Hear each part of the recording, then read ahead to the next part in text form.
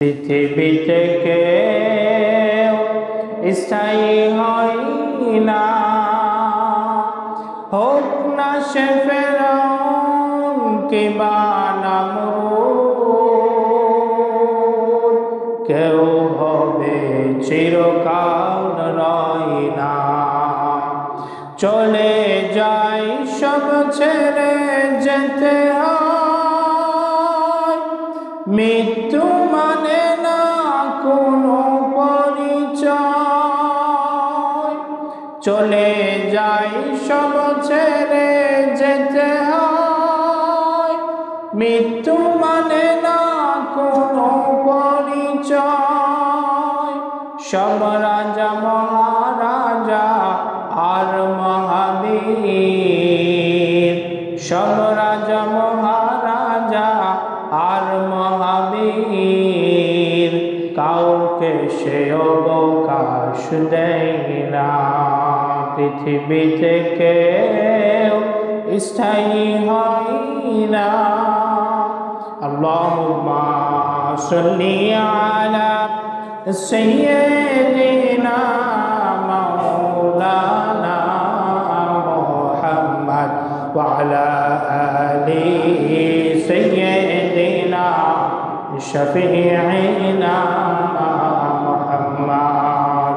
বালাগাল উলা বিকামালিহি কাশাফাত দুজা বিজামালিহি হাসনাত জামিউ খিসালিহি সাল্লু আলাইহি ওয়া আলিহি। রব্বি জিদনি ইলমা, রব্বি জিদনি ইলমা, রব্বি ইশরাহ লি সাদরি ওয়া ইয়াসসির লি আমরি ওয়াহলুল উকদাতাম মিন লিসানি ইয়াফকাহু কওলি। ওয়াবিকা নাস্তাঈনু ইয়া মুস্তাআন। সম্মানিত মুসল্লিন কিরাম, আল্লাহ তাবারক ওয়া তাআলার দরবারে অসংখ্য অগণিত শুকরিয়া যে আল্লাহ রাব্বুল ইজ্জত আমাকে আপনাকে জীবনের এই পর্যায় পর্যন্ত, এই সময় পর্যন্ত সুস্থ সবল রেখেছেন এবং পাক পবিত্র হয়ে আল্লাহর ঘর মসজিদে আবারও একটি নতুন জুমার দিনে জুমার নামাজ আদায়ের উদ্দেশ্যে উপস্থিত হওয়ার তৌফিক এনায়েত ফরমালেন। সেই মহান রবের দরবারে একবার কালিমাতুল শুকর পাঠ করি, সকলেই বলি আলহামদুলিল্লাহ। প্রিয় উপস্থিতি, আজকে আমাদের এই বঙ্গভূমিতে যে ভূমিকম্পটি হয়ে গেল, আপনারা সকলেই হয়তো অনুভূত হয়েছে। আপনারা দেখেছেন যে নিজেদের ভূমিতে কি অবস্থাটা হয়ে গেল। এই তো 10টা 11টার দিকে, কিছুক্ষণ আগে জুমার জন্য যখন আমরা প্রস্তুতি নিচ্ছি, গোসল করে একটু সে সময়, তাই না, কি একটা বিশাল বড় ভূমিকম্প হয়ে গেল। তো আমরা নিজেরা তো ফিল করলাম, যখন আমরা ফেসবুকে ঢুকলাম, দেখলাম সারা দেশ, ঢাকা সহ সারা দেশে যেখানে আমাদের পরিচিত বন্ধু বান্ধব আছে, সকলেই লিখেছে। একজন ঢাকাতে একজন আলেম লিখলেন যে এত প্রকোপ ভূমিকম্পের এটা আমরা আমার জীবনে অন্তত দেখি নাই।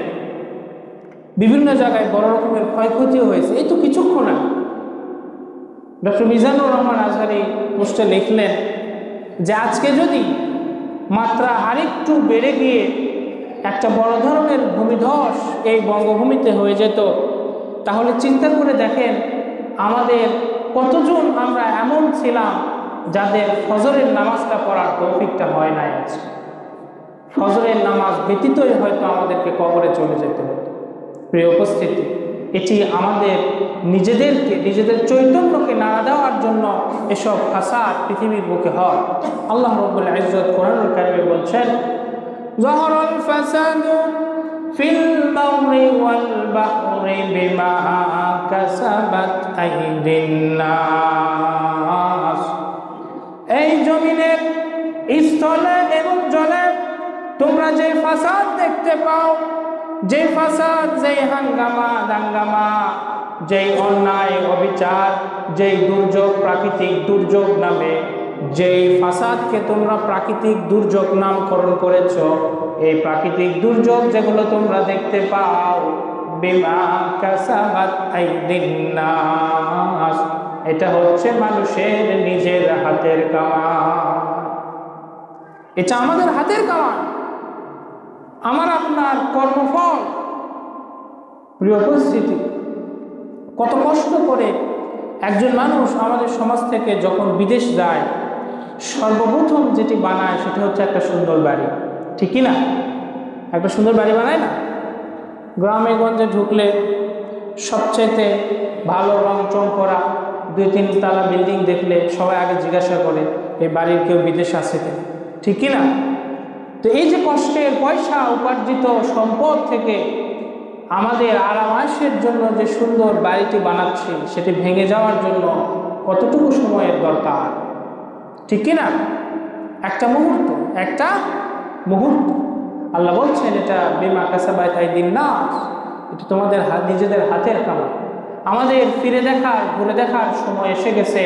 আমরা কি করছি, কতটুকু করছি, কিভাবে করছি, নিজেদের জীবনের একটা হিসাব নেওয়ার সময় কিন্তু আমাদের এসে গেছে। প্রিয় উপস্থিতি, আমরা আলোচনা করছিলাম গত 2-3টা জুমা নিয়ে দানের কথা, যে এই যে কষ্ট করে আমরা আমাদের জীবনে সম্পদকে উপার্জন করছি, এখন আমাদের প্রকৃতিতে ধান কাটার মৌসুম এসেছে।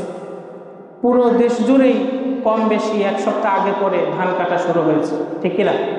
আপনারাও ধান কাটায় মাড়ায় ব্যস্ত, আমাদের এলাকাতেও তাই। সবাই এই যে ফসল ফলানো, এটাও কিন্তু রিজিকের তালাশ, এটাও রিজিকের তালাশ। এই যে রিজিকের তালাশ, একটা ধান সেটা চাল পর্যন্ত আমার প্লেটে ভাত হয়ে আসার আগ পর্যন্ত কত পরিশ্রম, এটা যে কৃষক নিজে হাতে এই ফসলটা ফলায় সে একমাত্র জানে, ঠিক কিনা? তো প্রত্যেকটা রিজিকের তালাশ, অর্থ উপার্জন, এটা অনেক কষ্টের, এটা অনেক কষ্টের। সেটা হোক ফসল ফলানো, সেটা হোক চাকরি করে মাসিক ইনকাম উপার্জন করা, সেটা হোক ব্যবসা বাণিজ্য করে উপার্জন করা, জীবন উপকরণ তালাশ করা, যে কারণেই হোক না কেন সেটা অনেক কষ্ট। আর এই কষ্টের সম্পদকে আমরা আমাদের নিজেদের জীবনকে সারভাইভ করার জন্য যে ব্যয় করি, সেটাও সাদকা। আল্লাহর হাবিব বলেছেন, তুমি যে ফি ফামি জাওজাতিক, তোমার স্ত্রীর মুখে 1 লোকমা ভাত তুলে দাও, সেখানেও যদি তুমি সওয়াবের উদ্দেশ্য করো, সেটাও সাদকা। সুবহানাল্লাহি ওয়া বিহামদিহি। সুতরাং নিজের ফ্যামিলির জন্য আয় উপার্জন করা, এটাও সাদকা। এটাও কি সাদকা। নিজের বাবা মা, ছেলে মেয়ে, স্ত্রী পরিজন যারা থাকে তাদের জন্য যে আয় উপার্জন আমরা করি, এটাও কিন্তু সাদকা হিসেবে গণিত হয়, যদি আমরা নিজেদেরকে সেভাবে সওয়াব মনে করি। প্রিয় উপস্থিতি, তো বলছিলাম যে এই যে দান সৎকার, গত 2-3 জুমা ধরে আমরা দুনিয়াবী জীবনের দান সৎকার উপকারিতা নিয়ে আলোচনা করছিলাম, এবং গত জুমায় আমরা আলোচনা করেছি যে এই দান সৎকার আল্লাহ যে প্রতিদানটা দিবেন, এটা কত গুণ বৃদ্ধি করে দিবেন, সে বিষয়টি আপনাদের সামনে আলোচনা করছিলাম। আজকের জুমায় আমরা একটু দেখব, সেটা হচ্ছে যারা দান সৎকার করে স্বয়ং ফেরেশতাগণ তাদের জন্য দোয়া করে। কারা দোয়া করে? ফেরেশতাগণ দোয়া করে। হাদিস শরীফের মধ্যে আসছে, মুসলিম শরীফের বর্ণনা, আল্লাহর হাবিব বলেছেন, মা মিন ইয়াউমিন ইসবিহুল ইবাদু ফীহি ইল্লা মালাকানে ইয়ানজিলানে ফায়াকুলু আহাদুহুমা আল্লাহুম্মা আতি মুনফিকান খলাফা ওয়ায়াকুলুল আখারু আল্লাহুম্মা আতি মুমসিকান তালাফা। নবীজি বললেন, মা মিন ইয়াউমিন ইসবিহুল ইবাদু ফি, একজন বান্দা যখন দিনের শুরু করে, ইল্লা মালাকানে ইয়ানজিলানে, তখন 2টা ফেরেশতা দিনের শুরুতে আসমানে আসে। ফায়াকুলু আহাদুহুমা, তাদের একজন বলে, আল্লাহুম্মা আতি মুনফিকান খলাফা, হে আল্লাহ, হে রব, আপনার যে বান্দা মুনফিকান খরচ করে, দান সদকা করে নিজের জন্য, নিজের পরিবারের জন্য, নিজের সন্তান সন্ততি আত্মীয় স্বজনের জন্য, দিনের কাজে, ভালো কাজে, যাবতীয় কাজে আপনার যে বান্দা খরচ করে মুনফিকান খালাফা, আপনার ওই বান্দাকে আপনি এই দান সৎকার একটা প্রতিদান দিয়ে দিন। ওয়াকুলুল আখারু, আমার অপর আরেক ফেরেশতা যে অবতীর্ণ হয় সে বলে আল্লাহুম্মা আতি মুমসিকান তালাফা, হে আল্লাহ, হে রব, আপনার যেই বান্দা নিজের জন্য, পরিবারের জন্য, সন্তান সন্ততির জন্য দিনী কাজে, যাবতীয় কাজে ব্যয় করে না, কৃপণতা করে, মুমসিকান তালাফা, আপনি তার সম্পদকে ধ্বংস করে দিন। নাউজুবিল্লাহ মিন যালিক। প্রিয় উপস্থিতি, আল্লাহর হাবিবের এই হাদিস থেকে আমরা জানলাম যারা দান সদকা করে, এটা নিজের জন্য হতে পারে, পরিবারের জন্য, স্ত্রীর মুখে খানা তুলে দেওয়া হইতে পারে, এটা হইতে পারে আপনার সন্তানের বেঁচে থাকার জন্য, আপনার পিতামাতার বৃদ্ধ বয়সে তাদের সারভাইভ করানোর জন্য, এটা হইতে পারে দিনের যে কোনো কাজে, কল্যাণমূলক কাজে। এরকম কাজে যদি দান সদকা করে, আল্লাহ হাবিব বলছেন ফেরেশতারা তাদের জন্য দোয়া করে, আল্লাহ এর প্রতিদান তাকে দুনিয়া আখিরাতে দিয়ে দেয়। আর যে কৃপণতা করে, খালাফা তালাফা, ফেরেশতা দোয়া করে যে তাকে ধ্বংস করে দিন, সম্পদটা ধ্বংস করে দিন। এই জন্য খরচ করা কখনোই মন্দ নয়, এটার বিনিময় আসে, প্রতিদান পায় ফেরেশতাদের দোয়া। আবার আমরা যা কিছু দান করি সেটাই কেবল থেকে যায়, আর যা কিছু আমরা দানের নিয়ত করি না সেগুলো হারিয়ে যায়। একটি হাদিস থেকে আমরা সেটি দেখব, সুনানে তিরমিজির বর্ণনা। একবার একটা ছাগল জবাই করা হয়েছে, সাদাকার ছাগল, সেটিকে বন্টন করা হচ্ছে সবার মাঝে, বন্টন করা হচ্ছে সবার মাঝে। হাদিস শরীফে এসেছে, হযরত আয়েশা এই হাদিসটি বর্ণনা করেছেন রাদিয়াল্লাহু তাআলা আনহা। তিনি বলেন আন্নাহুম যাবাহু শাতান, সাহাবায়ে কেরাম একটি ছাগল জবাই করলেন।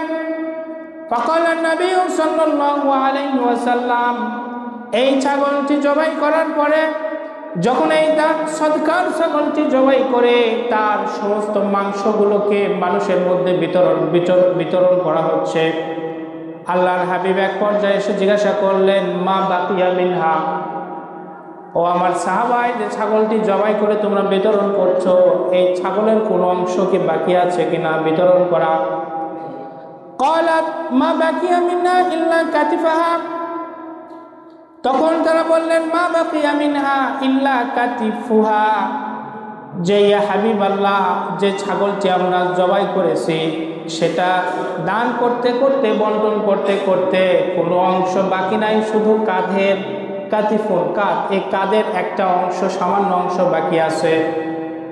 ক্বালান না, আল্লাহর হাবিব তখন বললেন বাকিয়া কুল্লাহা গায়রা কাতিফিহা, আল্লাহর হাবিব বললেন সবই বাকি আছে, শুধু কাঁধের অংশটা না।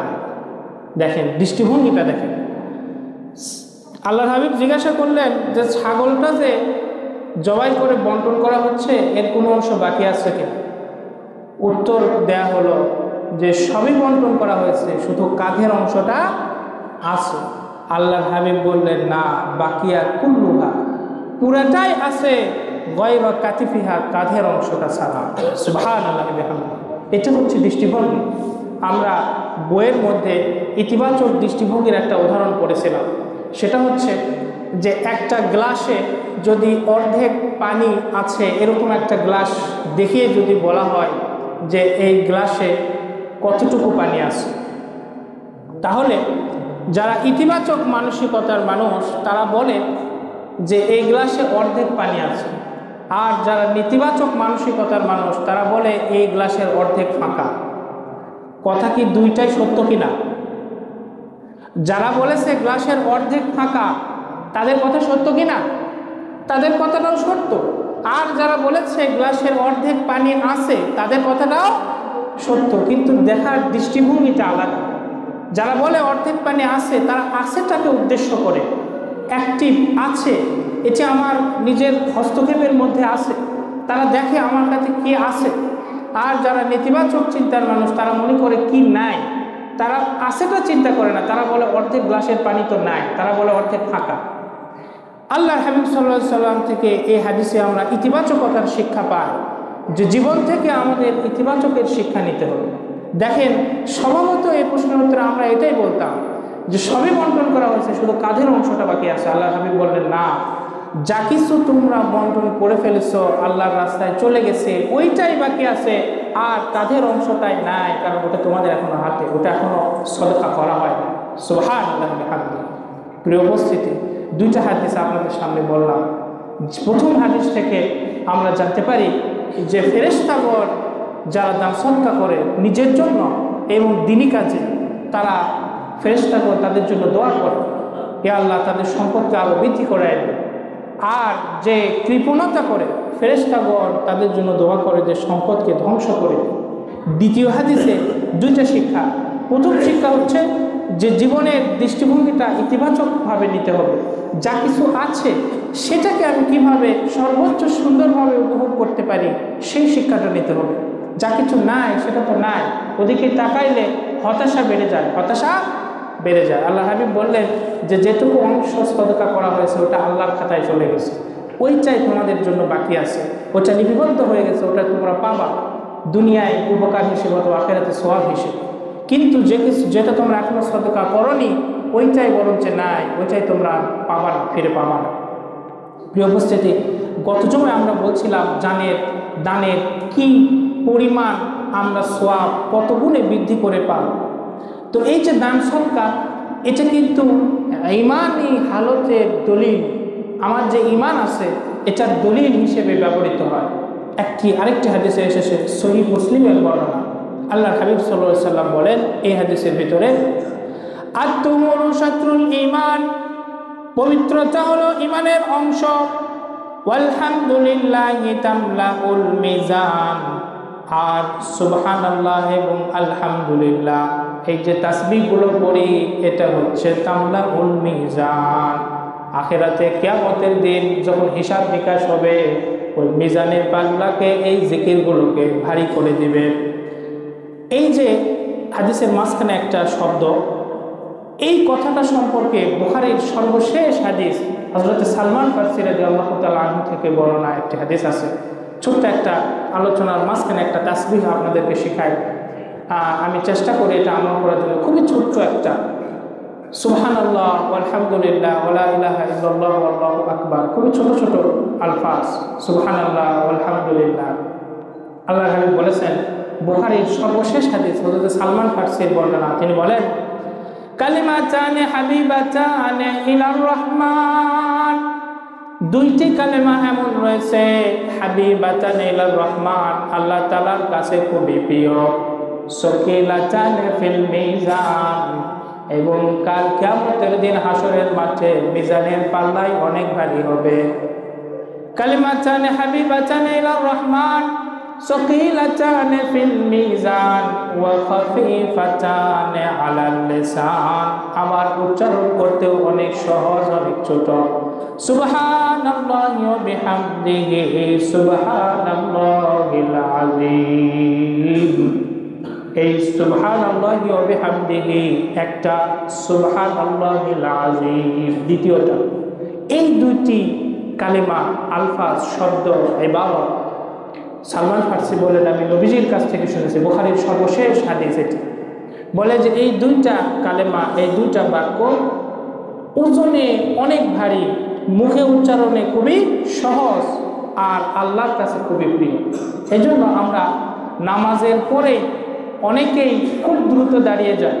আপনার খুব বেশি প্রয়োজন না হলে তাড়াহুড়ো না করে এই দুটো কালেমা পড়তে পারে, সুবহানাল্লাহি ওয়া বিহামদিহি সুবহানাল্লাহিল আযীম। খুব বেশি কঠিন নয়। এই হাদিসে আল্লাহর হাবিব বলছেন, আত-তুহুরু শাতরুল ঈমান, পবিত্রতা ঈমানের অঙ্গ, এবং সুবহানাল্লাহ আলহামদুলিল্লাহ এটা মিজানের পাল্লাকে ভারী করে, এবং আসওয়াস-সালাতু নূরুন, আর নামাজ এটি হচ্ছে আলো, ওয়াস-সাদাকাতু বুরহান, আর দান সদকা এটি হচ্ছে ঈমানের দলিল, ওয়াস-সাবরু দিয়া, ধৈর্য হচ্ছে জ্যোতির্ময়, ওয়াল কোরআন হুজ্জাতুল লাকা ওয়া আলাইক, আর কাল কিয়ামতের দিন হাসরের মাঠে তোমাদের যে কোরআন দেয়া হয়েছে এই কোরআন লাকা আও আলাইকা তোমাদের পক্ষে অথবা বিপক্ষে দলিল হিসেবে দাঁড়িয়ে যাবে। এজন্য এখানে আমাদের ওয়াদাউল মুস্তাশহাদ হচ্ছে আস-সাদাকাতু বুরহান, দান সদকা, এটি হচ্ছে ইমানের দলিল, এটি হচ্ছে ইমানের দলিল। দেখবেন যাদের ইমান বেশি শক্তপোক্ত তাদের মন নরম হয়। দানের মৌকা যখন আসে, সুযোগ যখন আসে, তখন যা কিছু আছে সেখান থেকে একটা অংশ তারা দিতে মন প্রস্তুত হয়, সায় দেয়। কিন্তু যাদের অন্তর শক্ত নরম নয়, ইমান দুর্বল, দানের মৌকা যখন আসে তখন তারা অনেক বেশি থাকা সত্ত্বেও দেওয়ার মতো মন সায় দেয় না, মানসিকতা তৈরি হয় না, ঠিক কি না? আস-সাদাকাতু বুরহান, এটা হচ্ছে ইমানের দলিল, ইমানের দলিল। প্রিয় উপস্থিতি, বাণী বলছি না, আল্লাহর হাবিবের কথা বলবো। আরেকটা হাদিস আপনাদের সামনে একটু বলবো, সহিহ বুখারী। নবীজি বলেছেন, সামি'তু রাসূলুল্লাহি সাল্লাল্লাহু আলাইহি ওয়াসাল্লাম, আদি ইবনে হাতিম সাহাবী থেকে বর্ণিত, তিনি বলেন আমি নবীজিকে এই কথা বলতে শুনেছি। বুখারীর বর্ণনা ইয়াকুল, নবীজি বলেছেন ইত্তাকুন নার ওয়ালাউ বিশিক্কি তামরাতিন। নবীজি বললেন ইত্তাকুন নার, তোমরা আগুন থেকে নিজেকে আত্মরক্ষা করো। জাহান্নামে যে কষ্টদায়ক মুহূর্ত তোমাদেরকে যে কয়েকটি মাধ্যমে কষ্ট দেওয়া হবে, এর উল্লেখযোগ্য একটি মাধ্যম হচ্ছে উত্তপ্ত গরম আগুনে পুড়িয়ে। আল্লাহর হাবিব বললেন ইত্তাকুন নার, এই আগুনের কষ্ট থেকে জাহান্নামে নিজেদেরকে রক্ষা করো। ওয়ালাউ বিশিক্কি তামরাতিন, যদিও এক টুকরা খেজুর সদকা করেও হয়। এর দ্বারা বোঝা গেল যে দান সদকা খুব বেশি করার দরকার নেই। আপনার যতটুকু সামর্থ্য আছে তার মধ্যে থেকে একটা অংশ আপনি করুন, এটা দিয়ে হলেও জাহান্নামের আগুন থেকে নিজেকে বাঁচান। প্রিয় উপস্থিতি, বানিয়ে বলছি না, নবীজির কথা আপনাদের সামনে শুধু অনুবাদ করে শোনাচ্ছি। আরেক জায়গায় আল্লাহর হাবিব মেয়েদেরকে উদ্দেশ্য করে বলেছে দান সদকা এটা শুধু ছেলে মানুষের নয়। গত জুমায় আমরা বলেছিলাম যে আল্লাহ কোরআনুল কারিমে সব জায়গায় পুরুষবাচক শব্দ ব্যবহার করেছে। বিশেষ বিশেষ জায়গায় পুরুষবাচক শব্দের পাশাপাশি নারীবাচক শব্দ উল্লেখ করে বুঝাইতে চেয়েছেন যে এই আমলটা নারী পুরুষ উভয়ের সমান তালে করা দরকার। এর মধ্যে একটি হচ্ছে দান সদকা। এই হাদিসের মধ্যে সেটা আরেকটা ইঙ্গিত পাওয়া যায়। আল্লাহ হাবিব বলেন ইয়া মাশারুন নিসা, নারীদেরকে উদ্দেশ্য করে আল্লাহর রাসূল বলেন ইয়া মাশারুন নিসা, এটিও বুখারীর বর্ণনা, হে নারী সকল, তাসাদদাকনা, তোমরা বেশি বেশি দান সদকা করো। ফা ইন্নী উরিতুকুন্না আকসারু আহলিন নার, কেননা আমি তোমাদেরকে সবচেয়ে বেশি সংখ্যক জাহান্নামে উপস্থিত দেখেছি।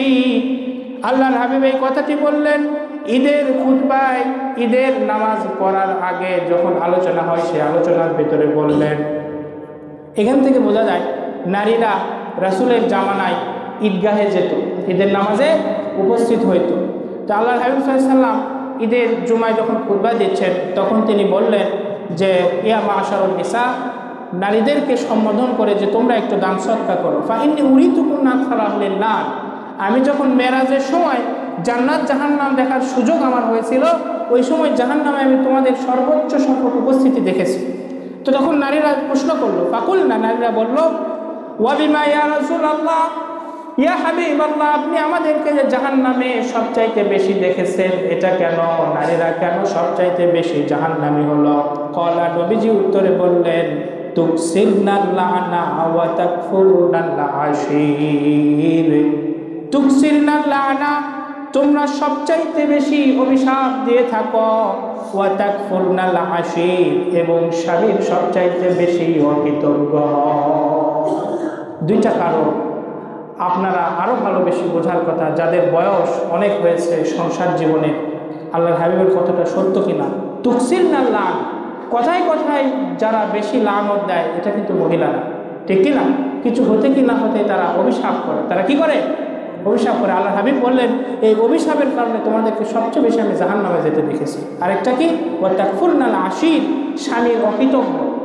সারা জীবন ভালো মন্দ সব কিছুর মধ্য দিয়েই তো মানুষ যায়, কিন্তু সামান্য এদিক সেদিক হলে এ কথা তারা বলতে দ্বিধা করে না যে তোমার সংসারে এসে তোমার সাথে বিবাহ বন্ধনে আবদ্ধ হয়ে তোমার সাথে সংসার করে জীবন করে আমার জীবনটাই মাটি হয়ে গেল, বলে কি না?